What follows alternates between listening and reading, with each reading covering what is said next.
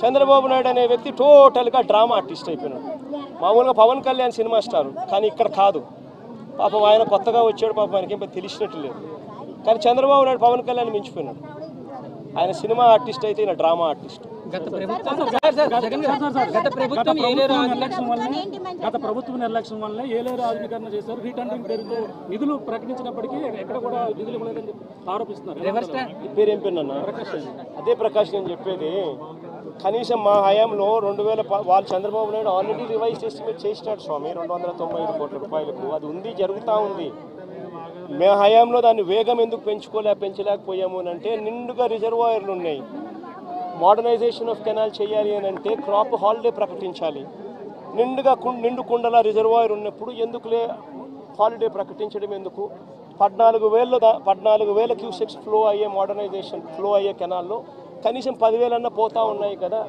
పెద్ద నష్టం ఏం లేదులే, రెగ్యులేట్ చేసుకుంటూ పోతూ ఉంటే పెద్ద నష్టం ఉండదు.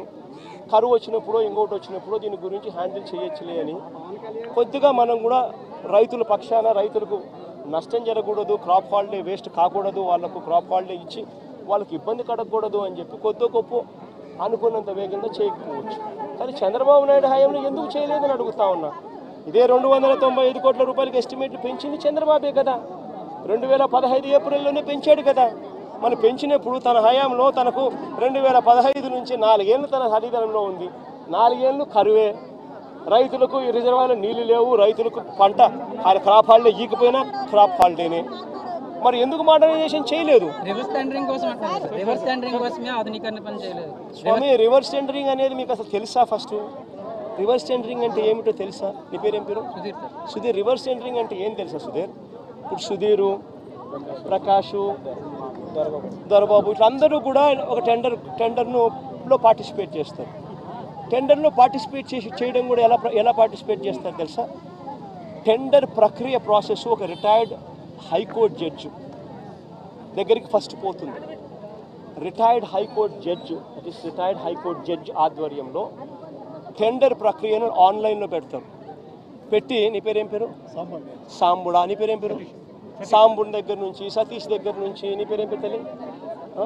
నందిని దగ్గర నుంచి, ఇట్లాంటి వాళ్ళు ఎవరైనా కూడా సలహాలు సూచనలు ఏమైనా ఇవ్వాలనుకుంటే ఆ జడ్జికి ఇవ్వచ్చు. ఆన్లైన్లోనే ఇస్తాడు. ఇచ్చిన తర్వాత మీ అందరి సూచనలు సలహాలు తీసుకున్న తర్వాత నియమ నిబంధనలు ఆయన ఫైనలైజ్ చేస్తాడు. ఆయన ఫైనలైజ్ చేసిన నియమ నిబంధనలు జ్యుడిషియల్ ప్రివ్యూ కమిషన్ అంటారు. జ్యుడిషియల్ ప్రివ్యూకి పంపించిన తర్వాత 100 కోట్ల రూపాయలు దాటిన ప్రతి టెండర్ను ఒక విప్లవాత్మక మార్పు చేసాం. టెండర్ల ప్రక్రియలో ఒక రెవల్యూషన్ తీసుకొచ్చాం. హైకోర్టు గవర్నమెంట్ పరిధిలో నుంచి దాన్ని తీసేసి హైకోర్టు జడ్జి, రిటైర్డ్ జడ్జి చేతిలో పెట్టాం.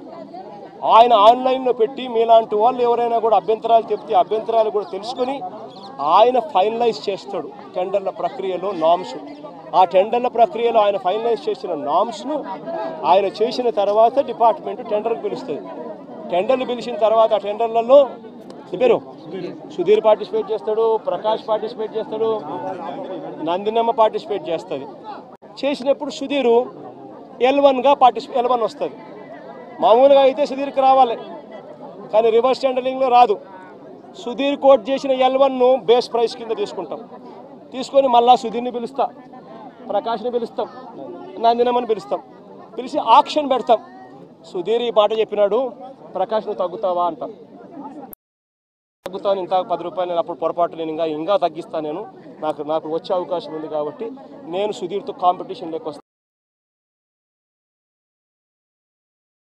మళ్ళీ ఆక్షన్లో నువ్వు చెప్పొచ్చు, నందినమ్మ నేనేం తక్కువ తిన్నా, నేను 85 చెప్తానని చెప్పి నందినమ్మ చెప్పొచ్చు.